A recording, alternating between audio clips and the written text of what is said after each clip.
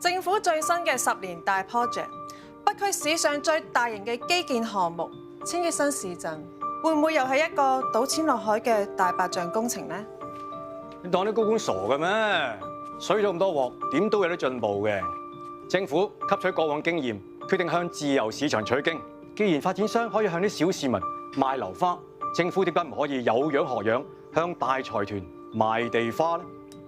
傳統嘅流程係等個新市鎮基建完成好之後，政府先至公開賣地。Come on， 22世紀都嚟緊啦，仲會唔會用啲咁過時嘅方法啊？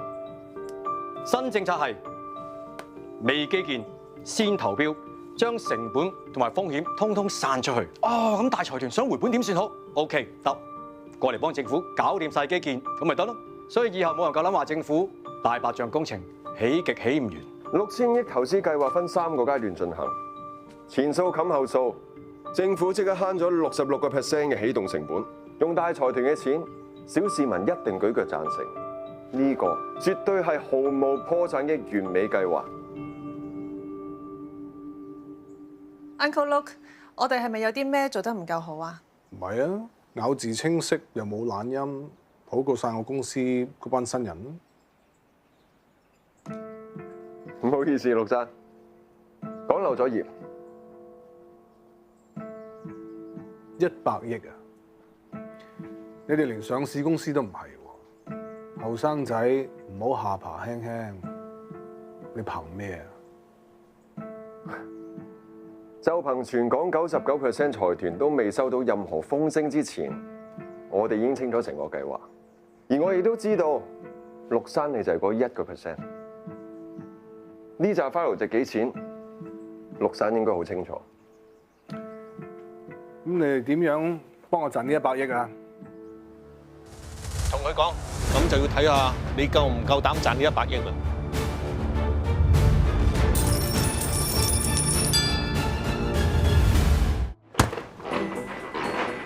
個千億新市鎮啊！政府以為諗到條絕世好橋，佢焗嗰班商家佬撲心撲命起基建。班有錢佬邊會咁好死幫政府硬食經點啊？鼻筒，你睇我面，睇咩啫？你簽你！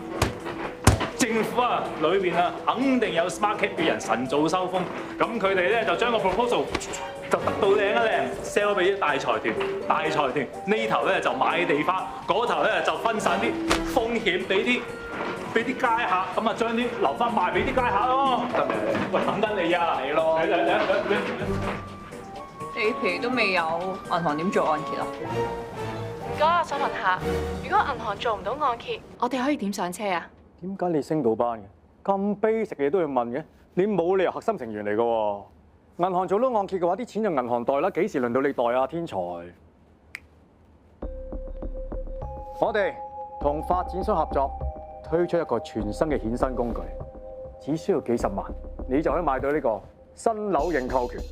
等個新市鎮落成啦，啲樓起好晒啦，你就可以用超低價上車，計埋通脹都仲平過首期1大截啊！咁咪要等好耐？下晝 Irene 嗰堂初階班咧，仲有位嘅。唔該你嗱臨同我去上3、5、7堂先好翻嚟。你等唔切咯，咪攞認購權去炒咯。不過你又要我教你哋嘅話，今日都係見唔到 Simon 喎。不過咧，我識咗幾個資深學員，原來 Smart Cap 手頭上有幾個工廈 project 咧，都同嗰個咩綠成林有關嘅。仲有啊，新收呢批學員咧，10個有3個都係幫緊綠成林打工嘅，仲要係資深學員介紹嘅添。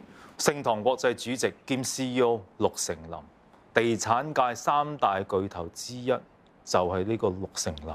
咁都真係要去到陸成林呢個 level 先食得係 FinTech City 咁大個 project。Smart Cap 99%係想揾佢合作。我哋一於將 Smart Cap 成條橋抄翻嚟自己做。既然佢哋識揾陸成林雕，點解我哋唔得？成個 project 笠埋翻嚟，Simon個1億，算把啦。搶還搶啊！1億還1億，佢欠我哋嘅嘢，我一定要還翻。Smart Cap 有成20幾個投資班，淨係核心學員都有幾百個，都未計啲普通學員。要人頭有人頭，要技術有技術，你攞咩彈爭？就憑我哋夠高調咯。多得林紅日日約我做訪問，而家出街有邊個唔知我血之子啊？我就偏偏要用血滴子搶翻 FinTech City 翻嚟。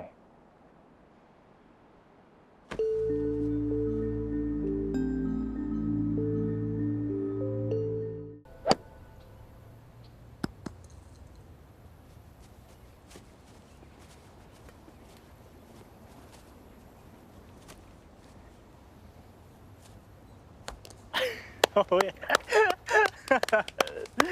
想同我借私人飛機啊？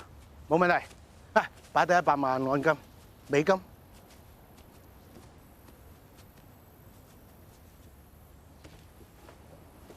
我本身係約咗個導演咧，諗住去好似菲律賓咁嘅地方，再拍翻幾條 trailers，高谷佢揾下水嘅機構投資者。做咩突然間咁上心啊？但我有一個條件喎，同我借私人飛機都仲有一個條件啊！好，講嚟聽下。還咗1億之後咧，血滴子個計劃照去，我要分翻10%。嗱，同我借私人飛機咧，唔好同我講，同我秘書講就得㗎，幾時用都得。誒，淨係私人飛機啊！陳道開新戲揾我做港版 Elon Musk 啊，超級期待，仲 book 出架私人飛機飛去菲律賓實地傾古仔添，正到我朋友。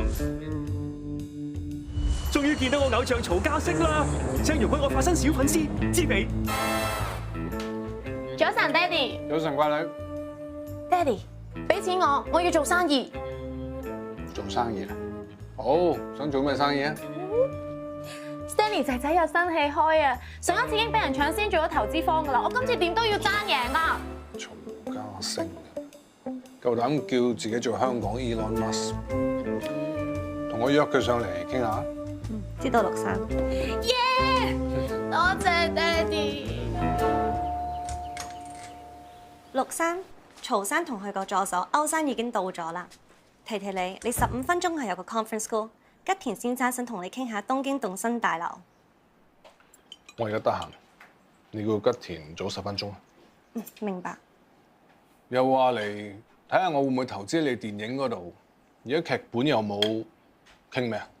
你都可以出翻去啦。Sorry， 陸生，我一路都以為令千金係想投資電影，不過搞錯晒啊！呢咁細嘅 project 又點會入到你法眼？所以我今日準備咗個100億嘅大 project 同你傾。 1000億新市鎮 ，FinTech City。做生意咧，除咗消息靈通之外，仲要講信譽嘅。你知我女係個超級粉絲，兜咁大個圈嚟，為咗爭單生意，你同佢哋有好大仇口啊？我邊度得閒同佢哋有咁多仇口啊？大陸生，我真係想幫你賺多啲錢㗎。 人哋都話有個 PowerPoint presentation 啦，你哋兩手揈揈，諗住着咗 matching 嘅西裝，憑把口就令到我可以信你哋。齋用口講梗係唔夠啦，機都帶埋嚟添啦。血滴子2.0便攜式驗血機，除咗用得更加方便之外咧，仲可以 keep 到佢準確率。你哋係咪搞錯咗咧？我諗住投資 FinTech City。 唔係 Biotech City 喎。Why not both？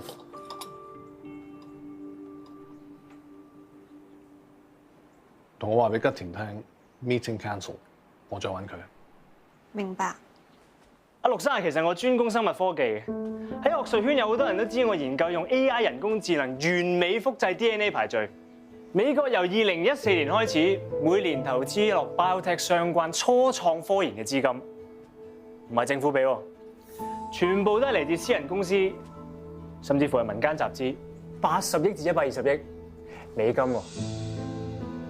陸生，我問你啊，邊個話1000億新市鎮只能夠發展金融做 FinTech City？ 而家最當債嘅社會精英，10年後、20年後都會榮升銀髮族，正正就係消費能力最強、對醫療需求最大嘅時候。講醫療，香港除咗血之子曹家星之外， 冇啊，一個都冇，冇人會比我更加識玩。我陸成林做咗幾廿年人，你個死僆仔講到天花龍鳳咁，你覺得我會信你咩？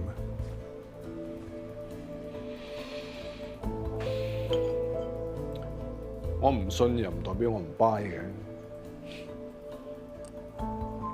有 angle 有 story，I like it。 其實嗰啲咩數碼港、中藥港、鮮花港，咪又係吹出嚟。Biotech come 埋 FinTech City。Interesting。Go ahead，做個 proposal 出嚟啦。